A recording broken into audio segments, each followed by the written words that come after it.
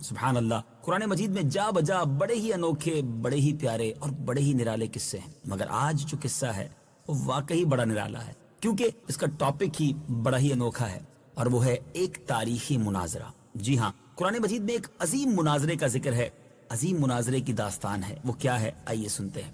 یہ نمرود اور حضرت ابراہیم خلیل اللہ علیہ نبینا علیہ الصلوۃ والسلام کے درمیان ہونے والا مناظرہ ہے، اور اس کی پوری رویداد، اس کی پوری یوں سمجھے داستان جو ہے قرآن مجید میں موجود ہے۔ نمرود کون تھا؟ نمرود بڑے تن تنے کا بادشاہ تھا، اس کا بڑا جس کو کہیں کہ نام اور دبدبا تھا، اور سب سے پہلے اس نے اپنے سر پر تاج شاہی رکھا اور خدائی کا دعویٰ کیا۔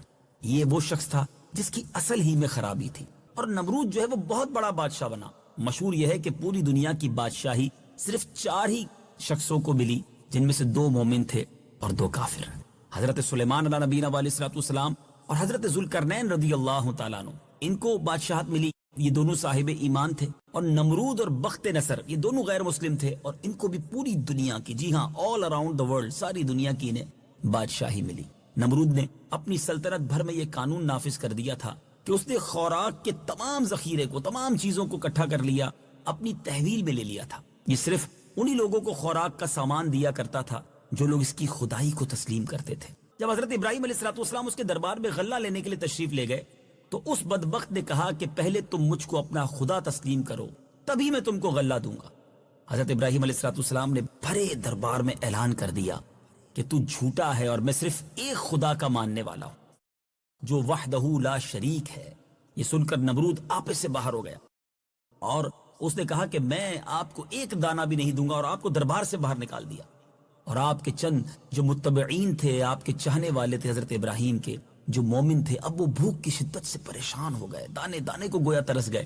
اس وقت آپ ایک تھیلا لے کر ٹیلے کے پاس تشریف لے گئے، یعنی ایک پہاڑ کے پاس تشریف لے گئے جو ریت کا پہاڑ تھا، ریت کا ٹیلا تھا۔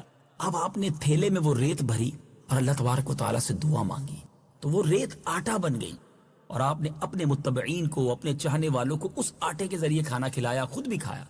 پھر نمرود کی دشمنی اس حد تک بڑھ گئی کہ اس نے آپ کو آگ میں ڈلوا دیا، مگر وہ آگ آپ پر گلزار بن گئی، اور آپ سلامتی کے ساتھ اس آگ سے باہر نکل آئے، اور علل اعلان نمرود کو جھوٹا کہہ کر خدائے وحدہ لا شریک کی توحید کا چرچا کرنے لگے۔ نمرود نے آپ کے کلمہ حق سے تنگ آ کر ایک دن آپ کو اپنے دربار میں بلایا، اور آپ سے حسب ذیل اب جو میں بیان کرنے جا رہا ہوں یہ مکالمہ بصورت مناظرہ شروع کر دیا۔ نمرود کہتا ہے، اے ابراہیم بتاؤ تمہارا رب کون ہے جس کی عبادت کی تم لوگوں کو دعوت دے رہے ہو؟ حضرت ابراہیم نے جواب دیا، اے نمرود میرا رب وہی ہے جو لوگوں کو جلاتا اور مارتا ہے، یعنی زندہ کرتا ہے اور مارتا ہے۔ نمرود کہتا ہے، یہ تو میں بھی کر سکتا ہوں۔ چنانچہ اس وقت اس نے 2 قیدیوں کو جیل خانے سے دربار میں بلایا۔ نمرود نے پھانسی پانے والوں کو تو چھوڑ دیا، اور اب بے قصور کو پھانسی دے دی، اور کہا دیکھو جو مردہ تھا میں نے اس کو زندہ کر دیا، اور جو زندہ تھا میں نے اس کو مردہ کر دیا۔ حضرت ابراہیم علیہ الصلوۃ والسلام نے سمجھ لیا کہ یہ بالکل ہی احمق ہے اور نہایت ہی بے عقل شخص ہے، جو جلانے اور مارنے یعنی زندہ کرنے اور مارنے کا کوئی اور مطلب سمجھ بیٹھا ہے۔ اس لیے آپ نے اس کے سامنے ایک دوسری بہت ہی واضح اور روشن دلیل پیش فرمائی۔ آپ نے ارشاد فرمایا، اے نمرود میرا رب وہی ہے جو سورج کو مشرق سے نکالتا ہے، اگر تو خدا ہے تو ایک دن سورج کو مغرب سے نکال کر بتا دے۔ حضرت ابراہیم علیہ الصلوۃ والسلام کی یہ دلیل سن کر نمرود مبہوت و حیران ہو گیا، پریشان ہو گیا، کچھ بھی نہ بول سکا۔ اس طرح یہ مناظرہ ختم ہو گیا۔ حضرت ابراہیم علیہ الصلوۃ والسلام اس مناظرے میں فتح مند ہو کر دربار سے باہر تشریف لائے، اور توحید الہی کا علل اعلان آپ نے اظہار کرنا شروع کر دیا۔ قرآن مجید نے اس مناظرے کو کن شاندار الفاظ میں بیان کیا ہے، کچھ آیات قرآنی سنتے ہیں اور ترجمہ قرآن سنتے ہیں۔ أَلَمْ تَرَ إِلَى الَّذِي حَاجَّ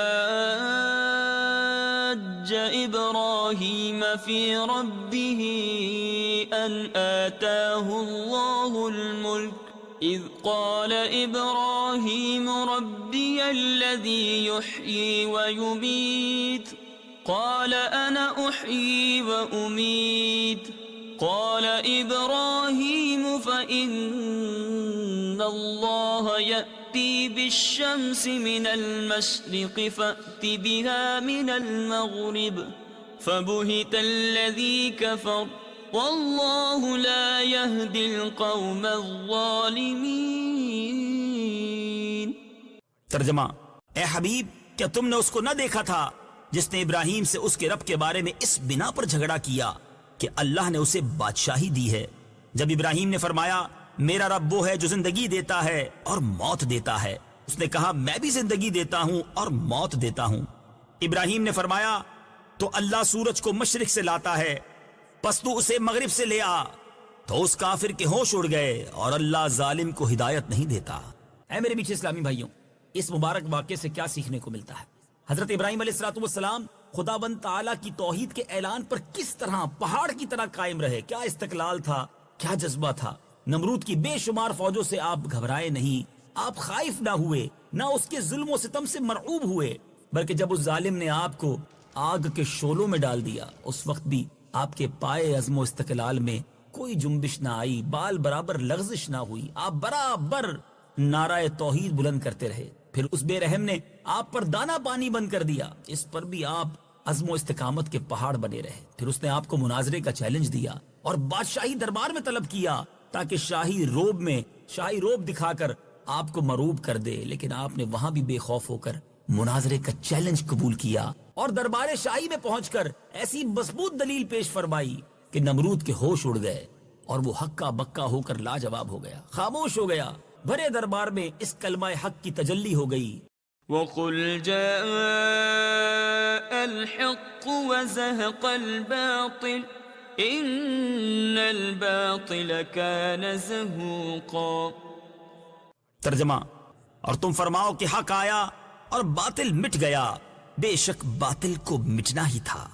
بالآخر حضرت ابراہیم علیہ السلام کی صداقت و حقانیت کا پرچم سر بلند ہو گیا اور نمرود ایک مچھر جیسی حقیر مخلوق سے، جی ہاں میٹھے اسلامی بھائیوں، یہ تاریخی حقیقت ہے کہ ساری دنیا پر حکومت کرنے والا، اپنے آپ کو خدا کہنے والا، اس کی موت کیسے ہوئی؟ مچھر جیسی حقیر مخلوق سے ہلاک کر دیا گیا۔ حضرت ابراہیم علیہ السلام کی ان پیاری پیاری باتوں سے ہم سب کو سبق لینا چاہیے کہ باطل پرستوں کے مقابلے میں ہر قسم کے خوف و ہراس اور تکالیف سے بے نیاز ہو کر آخری دم تک ڈٹے رہنا چاہیے اور ایمان و یقین رکھنا چاہیے کہ ضرور اللہ عز و جل دستگیری فرمائے گا۔ بالآخر باطل پرستوں کے مقابلے میں ہم ہی فتح مند ہوں گے اور اللہ تبارک و تعالیٰ اپنے کلمہ گو اپنے بندوں کو ضرور سرفراز فرمائے گا۔ یہ ایمان اور عقیدہ مضبوطی کے ساتھ رکھنا چاہیے کہ اللہ تعالیٰ ایمان والوں کو غیب سے روزی کا سامان دیتا ہے، کیونکہ ظالم نمرود نے جب حضرت ابراہیم علیہ السلام کو غلہ دینا بند کر دیا، آپ دیکھیں نا، ریت آٹا بن گئی، اللہ نے کیسا انتظام فرما دیا۔ سبحان اللہ، ذرا غور کیجئے، قرآن میں رب فرماتا ہے ان اللہ هو الرزاق ذو القوة المتین۔ ترجمہ، بے شک اللہ ہی بڑا رزق دینے والا، قوت والا، قدرت والا ہے۔ بہرحال میرے میٹھے اسلامی بھائیوں، یہ واقعہ واقعی ایمان کو مضبوط کرنے، اللہ پر بھروسہ کرنے اور اپنے توکل کو بڑھانے کے لیے ایک زبردست دلیل ہے۔ آج بھی ہو جو ابراہیم کا ایمان پیدا، آج بھی ہو جو ابراہیم کا ایمان پیدا، آگ کر سکتی ہے انداز گلستان پیدا۔ اللہ کریم ہم سب کو قرآن پاک کے فیضان سے منور فرمائے۔